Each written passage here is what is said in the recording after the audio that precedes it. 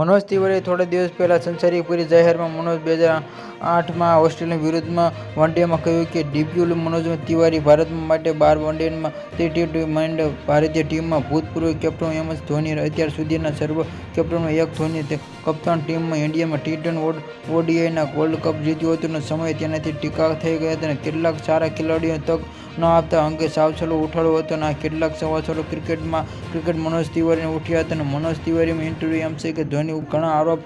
લાગ્યા હતા મનોજ તિવારી 2008માં ઓસ્ટ્રેલિયા વિરુદ્ધમાં વનડેમાં ડેબ્યુ કરવાનો મોકો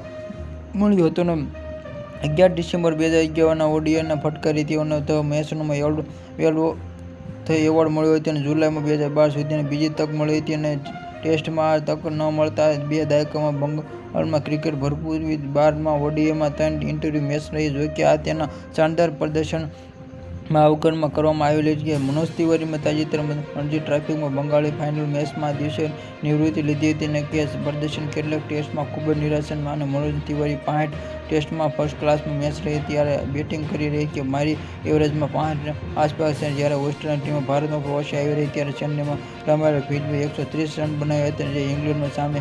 મેચના 93 રન બનાવ્યા હતા આ મેળવી ખૂબ જ નજીક હતો અને તેમને યુવરાજ સિંહને પસંદ કરી અને હું ટેસ્ટમાં મેળવી શકું છું કે આપવામાં પરંતુ તેઓને મારી અવગણવામાં આવી રીતે અવગણવામાં આવેલી 14 મેચમાં અવગણના કરાવેલી આ મનોજને આ ખેલાડીની આત્મહત્યાની સેરેમની પર પછી અને ખતમ કરી નાખી તેવી ખેલાડીનો ખતમ થઈ જાય આ પછી જ્યારે મનોજ તિવારી પૂછવામાં આવ્યું કે આત્મહત્યા કોણે ખતમ કર્યું કે આ કોઈ નામ માંગશો નહીં અને બહારનું કરવામાં આવેલા ટીમના મેનેજર નિર્ણય છે।